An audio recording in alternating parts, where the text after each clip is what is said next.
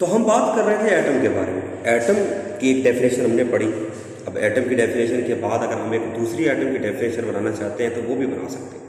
ज़रा नोट कीजिएगा कि हम एटम के सेकंड डेफिनेशन की क्या बात कर रहे हैं। कहते हैं कि atom is the smallest particle of an element which में रह सकता है या मे नॉट नहीं रह सकता, एग्जिस्ट इंडिपेंडेंटली। एटम एलिमेंट का वो छोटे से छोटा जर्रा है जो कि आज़ादाना रह भी सकता है और नहीं भी रह सकता। तो ये हमने एटम की डेफिनेशन पूछी। अब आपके ज़हनों में एक सवाल आ रहा होगा, सर ये आप क्या बात कर रहे हैं कि एटम रह भी सकता है आज़ाद और नहीं भी रह सकता।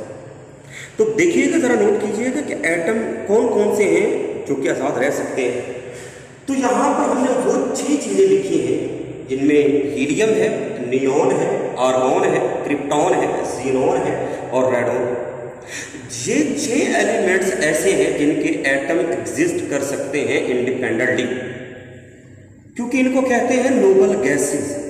ये किसी के साथ नहीं मिलते, तो इस वजह से इसकी वैलेंसी 0 है। इस वजह से इनको जीरो ग्रुप कहते हैं। पूरे पीरियोडिक टेबल के अंदर सबसे ज्यादा स्टेबल चीजें जो है वो ये है।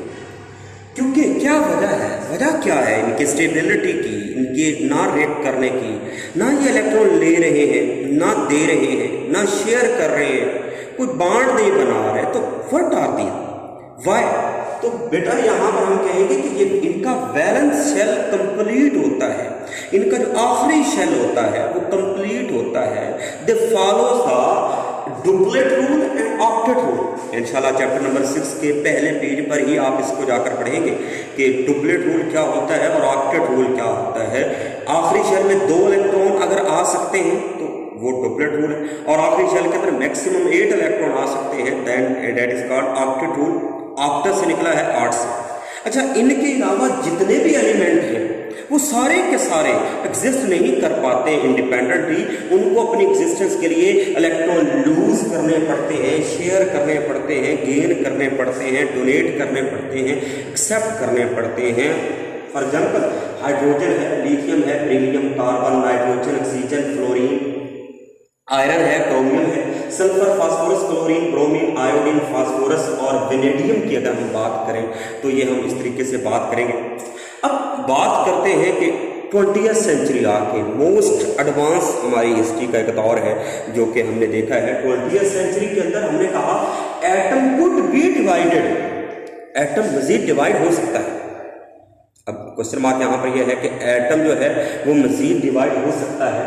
तो हमने देखा जब एटम को डिवाइड करके तो मोर देन 100 सब एटॉमिक पार्टिकल क्या थे एटम के अंदर मौजूद थे। जैसे कि हम एक सिंपल बात करते हैं, एक थाने में इंस्पेक्टर होता है, उसके नीचे सब इंस्पेक्टर होता है।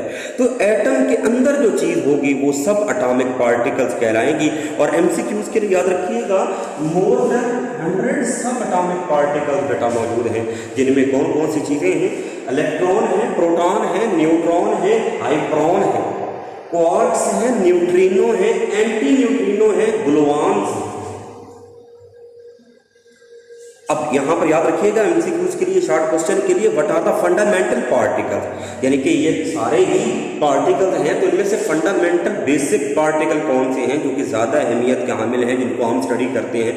तो fundamental subatomic particles are 3, electron, proton and neutron. आप जानते हैं कि इलेक्ट्रॉन जो है वो न्यूक्लियस के गिर्द घूम रहे हैं, न्यूट्रॉन और प्रोटॉन जो है वो एटम के अंदर हैं, उनके अंदर न्यूक्लियस के अंदर मौजूद हैं। तो these are called fundamental subatomic particles, इनको हम कहेंगे।